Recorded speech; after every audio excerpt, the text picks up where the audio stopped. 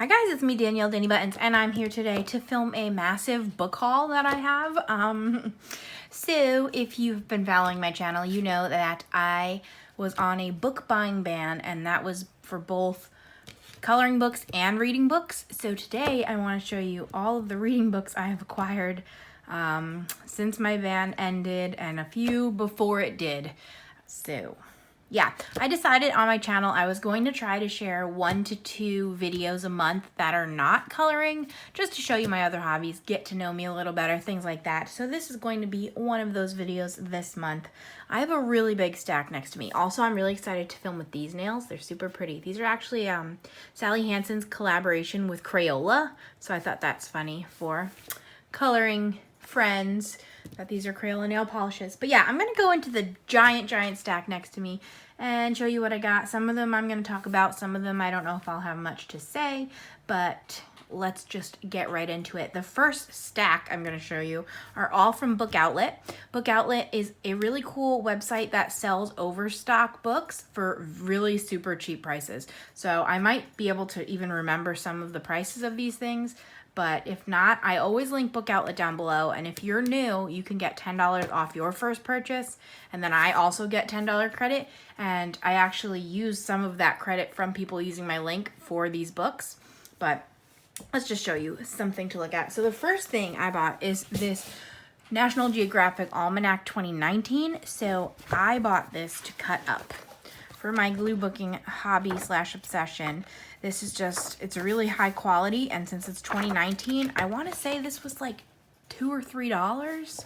Like full price, it's supposed to be $20, and I think it was like $3. So it was a really good deal.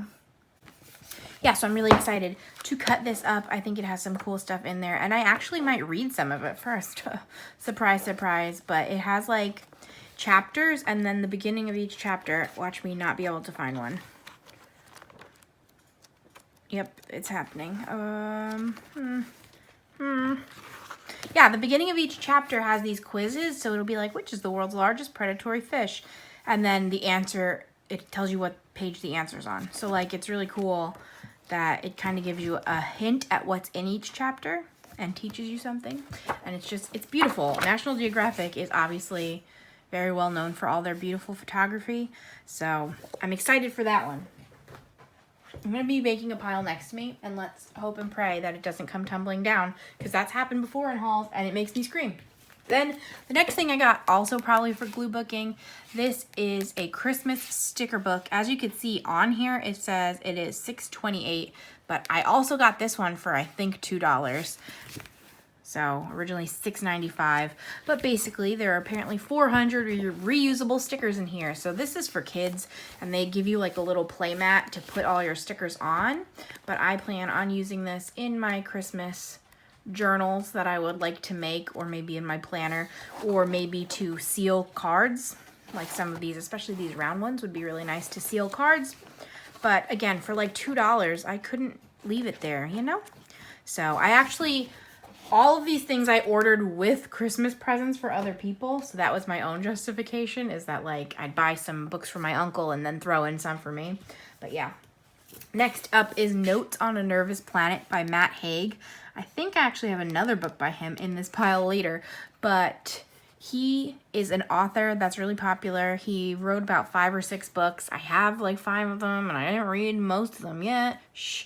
But he also suffers from anxiety really badly, and like this is his second nonfiction, and his first nonfiction was nope, that's not it. I was going to say How to Stop Time, but that's one of his regular novels. I did read his first nonfiction. I think it's called Reasons to Stay Alive or something like that. So it was a very interesting perspective on his anxiety, and as an anxious person, I'm excited to see this one. I think it's about like how with social media, everyone's just nervous now. I'm talking about that. So I'm interested in reading that one. And then I bought this middle grade, originally $10.79. I probably paid about $4 for it. This is the Magic Misfits by Neil Patrick Harris. This is the first in his little series of magic related things. And I don't read very much middle grade. Again, I have another one in this pile, but overall I don't read very much. But I love magic. I've always really loved magic, and I've heard good things about it, and it was super cute. And I just figured I had some free money that I would pick it up, because why not?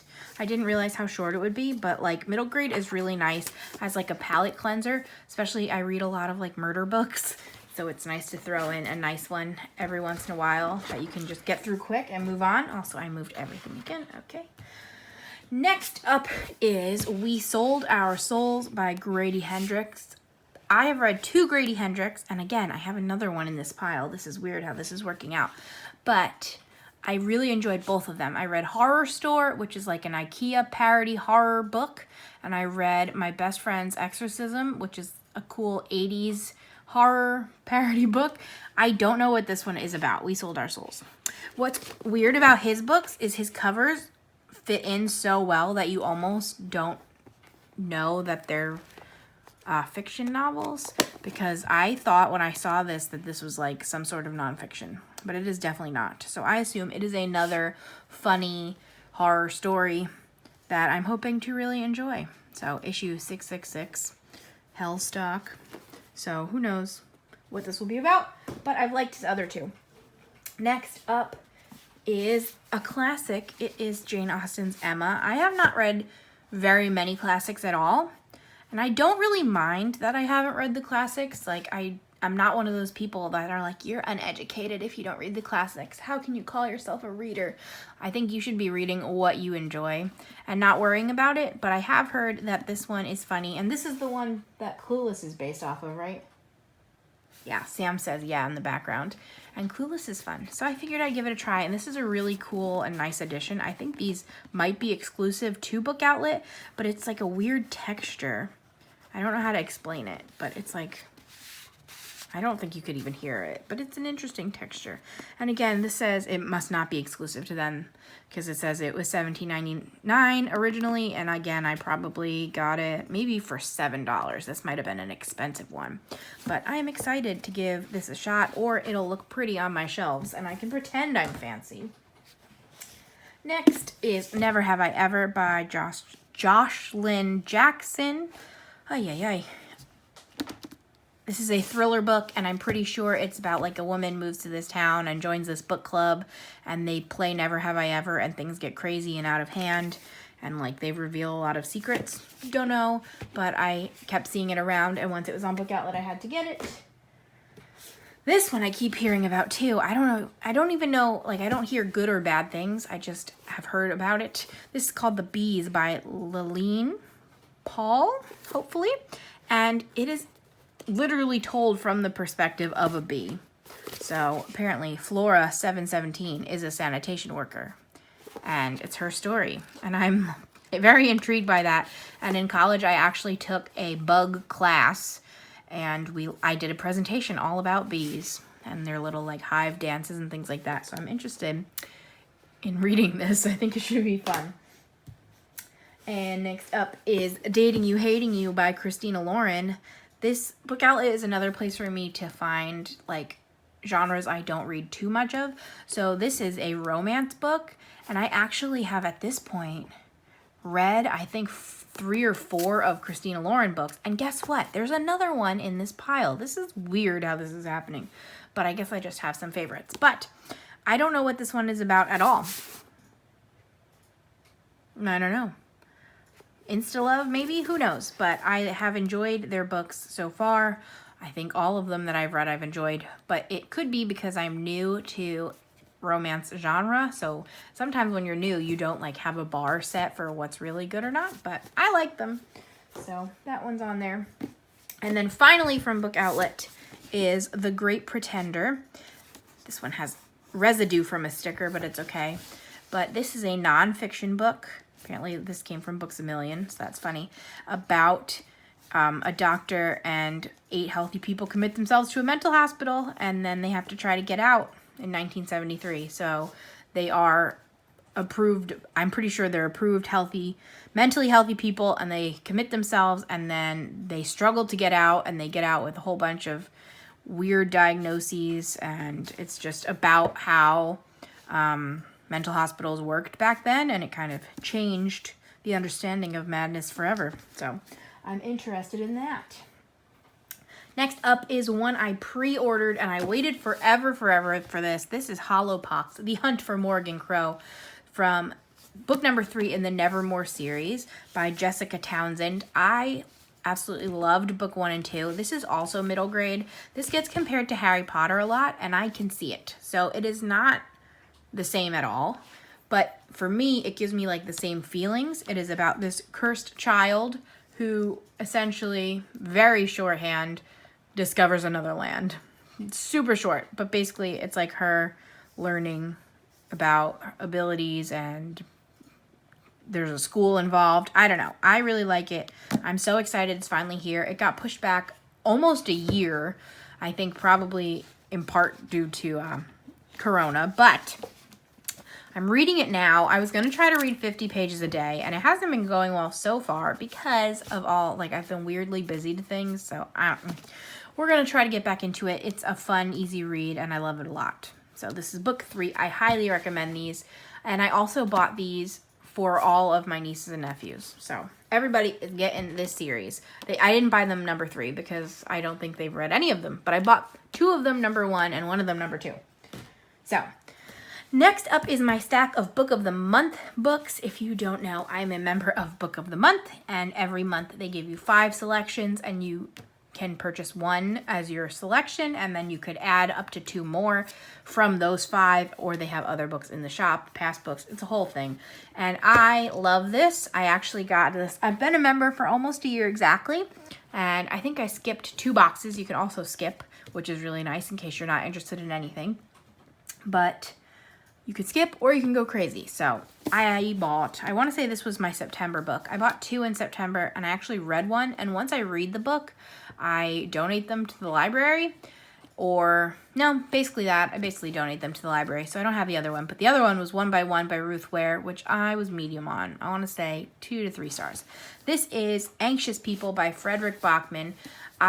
He's super popular, and I've only read A Man Called Uva, and I loved it a lot. And apparently this has similar vibes to that. Like, this is a character study, and I think it's about, like, hostages, but they're hostages by accident, and then I think they're anxious people. So I think it's supposed to be a little bit funny and really good, and I'm excited to read this, hopefully sooner rather than later, but we'll see. Oh, my stack is getting scary next to me. I'm going to have to start a second one. Next, I got Leave the World Behind by Rumaan Alam, hopefully. And this, I think, is a literary fiction, and it's about this family goes to a vacation home, and then like a day or 2 afterwards, this couple come, and they're like, this is our house, and the whole city is in a blackout, and things are crazy, and they kind of have to like see if they should let them in, what should happen, and I think it's a whole thing. But let me also just show you some cool features of Book of the Month. They always have their logo up top, and then they have when the book is from, and they also have it on the book itself. So it says Book of the Month, and then the month that it came out. So that's really cool. This is a lot shorter than I was expecting, but I've heard really good things about it, and I couldn't leave it there because that's who I am, apparently. But I'm excited for that one. Let's start my new pile. Okay, next up is Invisible Girl by Lisa Jewell. I like Lisa Jewell. I think I read Watching You by her, and this book is apparently about, like, I don't know how to explain it. Let's see if they tell me. I think that it's about like 3 different people. So one is this man who, I don't want to explain this one. Look this one up. It has some adult topics in it, but it is a thriller, I think, about a missing girl. So investigate that if you want to, but Lisa Jewell is a very popular thriller author, and I'm excited to have this. And this one was actually not an official Book of the Month selection. It was just like an add-on. So on the back it says Thrills and Chills instead, because that's what they call their like horror genre, or thriller / mystery genre. This next thriller is The Girl in the Mirror, and this is intriguing to me, by Rose Carlyle. I'm pretty sure this is a debut book, But it is twin sisters, identical on the outside, dangerously different on the inside. I'm pretty sure both twin sisters go on some sort of boat, and then one dies, and the other one comes back and pretends to be the dead one and like takes over her life, because she thought like that one had the perfect life and her life was terrible. So when the perfect one dies, she takes over her life, and I'm assuming her life wasn't as perfect as we thought. And we're gonna find out what's going on there. But it sounded really good. It sounds like episode of Murder. Nope, Diagnosis Murder. I always mix them up, but I'm excited to read that. I'm excited to read all of them. When I will is beyond the point. We'll see. Next up, this is my newest one that got here yesterday, is Pretty Little Wife by Darby Kane. I think this is also a debut. Thriller. There's more than one way to end a marriage. Apparently, like, her husband goes missing and they're connecting it to another missing person case, but she's really confused because I think she killed her husband. So she doesn't understand how he went missing after that. I don't know. I'm excited. Again, I almost always like their thrillers, so we're giving this one a blind shot, but I'm excited to see how that goes. Are you surprised? No. My last stack is all gifts I received for my birthday, and yeah, we'll just get right into it. So this is What Lies Between Us by John Mars, and guess what? This is my third John Mars book that I have not yet read any of them yet, but his other two that I own are like sci-fi thrillers, and I started one, and I really need to get back into it because I liked it already.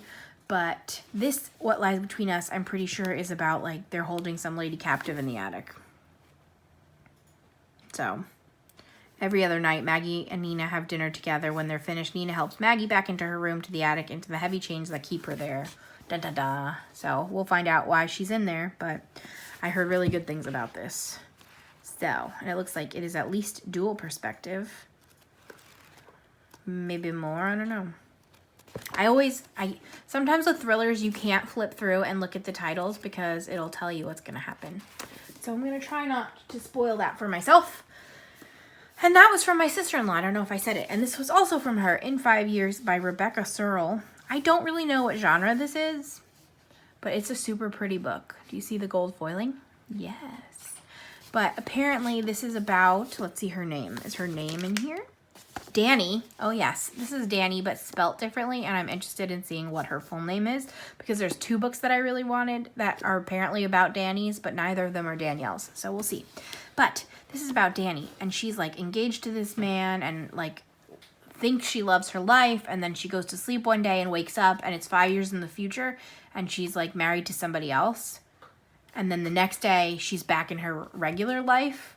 And I think it's about, like, her figuring out what happened and how she's going to get from point A to point B. So I don't know if it's, like, pretending to be romance or sci-fi. I do not know. But I don't like when the stickers are on there forever. So that, like, Good Morning America sticker, it lives on there. It's not peelable. But I'm intrigued by this. And it's another really short one. So we will get to that soon, I hope. Next is from my friend Dave. He bought me Jaws. This makes me laugh, and I'm very excited because I actually read half of this book in, I think, 8th grade, and then somebody stole it from me. So I never finished it, and I put it on my wish list, and it's been there for years, and I don't know what made him pick it, but I'm excited that he did. I actually used to have a shirt, too, that has this cover on it. So I love sharks. And is that a naked lady? I think that is a naked lady right there. So we're going to cover her up, but I feel like everyone has seen the movie. And we'll see if the book is similar, but I'm excited for that, and that's by Peter Benchley. Maybe you didn't know it was a book. It's a book. Look that up. Then Samuel kind of got me 3 books, and you'll hear why in a second. But the first one he got me is Little Women by Louise May Alcott. But yeah, this is a version. Wow. I saw the cover and I was like, this is so cute. I want this version. But it's big. It's a big boy. And somehow, like, this is a really light book. And let me see. It is somehow only 777 pages. Which, yes, that is a lot of pages. But, like, look at that. You would think that this is like a weapon.